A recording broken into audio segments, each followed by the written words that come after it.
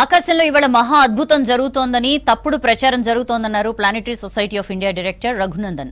ఒకే వరుసలోకి 6 గ్రహాలు రానున్నాయని, దీన్ని ప్లానెటరీ పరేడ్ అంటారని కొన్ని ఈవెంట్ సంస్థలు ప్రచారం చేస్తున్నాయని చెప్పారు. అయితే ప్లానెటరీ పరేడ్ అనేది శాస్త్రీయం కాదని, అది అవాస్తవమని చెప్పారు. టెలిస్కోప్తో గ్రహాలను పెద్దగా చూడొచ్చని ప్రచారాన్ని నమ్మొద్దన్నారు. సూర్యుడికి కొన్ని గ్రహాలు దగ్గరగా రావడం సాధారణమేనన్నారు రఘునందన్. టెలిస్కోప్లు లేకుండా కూడా కొన్ని గ్రహాలను చూడొచ్చని, అవి నక్షత్రాలాగా కనిపిస్తాయని చెప్పారు. వెళ్తున్నాయి 6 గ్రహాలు 7 గ్రహాలు కనిపిస్తున్నాయని మరి చెప్తా ఉన్నారు.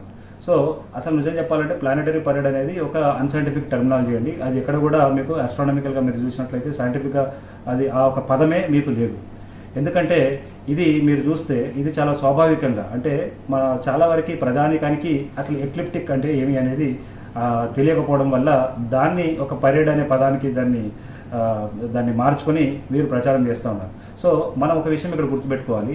ఈ గ్రహాలది పరిస్థితి ఏంటంటేనండి, అవి మన సూర్యుడిలాగానే, అంటే మీరు ఎప్పుడైనా సరే సూర్యుడిని చూస్తే అది మీకు ఈస్ట్లో ఉదయించేసేసి తలపైకి వెళ్ళి మళ్ళీ మీకు వెస్ట్లో అస్తమిస్తుంది. సో అలా ప్రయాణం చేసినప్పుడు ఒక మార్గం ఉంటుంది. ఓకే, అంటే ఇలా జిగ్జాగ్గా మన సూర్యుడు ఉదయించడం అస్తమించడం అనేది జరగదు. అది ఒక మార్గంలోనే అది వెళ్తుందన్నమాట. మన ఆకాశంలో ఒక ఎర్త్ నుంచి ఒక అబ్జర్వర్ చూస్తే.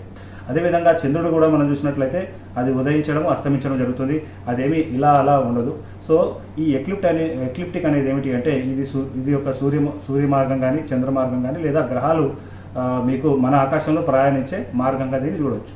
ఇది స్వాభావికంగా ఎప్పుడూ జరుగుతుంది. కానీ ఇప్పుడు జరుగుతున్న ప్రచారాలు ఏంటంటే ఇవి ఒక పరేడ్లో వెళ్తున్నాయి, రిపబ్లిక్ డేలో ఉన్న సోల్జర్స్ చేస్తున్నట్టుగా ఒక పరేడ్లో వెళ్తుందని చెప్పి ప్రచారం చేస్తున్నారు.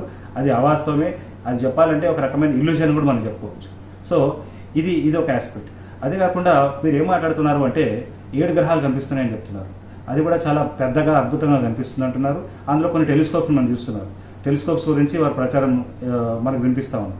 యాక్చువల్గా మీరు గ్రహం ఎలా కనిపిస్తుంది అని ఒకవేళ టెలిస్కోప్స్ కూడా చూస్తే మీరు ఎంత ఖర్చు పెట్టి ఆ టెలిస్కోప్ని కొన్నారు, దాంట్లో ఎట్లాంటి లెన్స్ మీరు వాడారు అనేది మనకు చాలా ముఖ్యంగా ఉంటుంది. అంటే అందులో ఆ టెలిస్కోప్ సంబంధించిన డయామీటర్ కానివ్వండి, దానికి అడిషనల్గా మీరు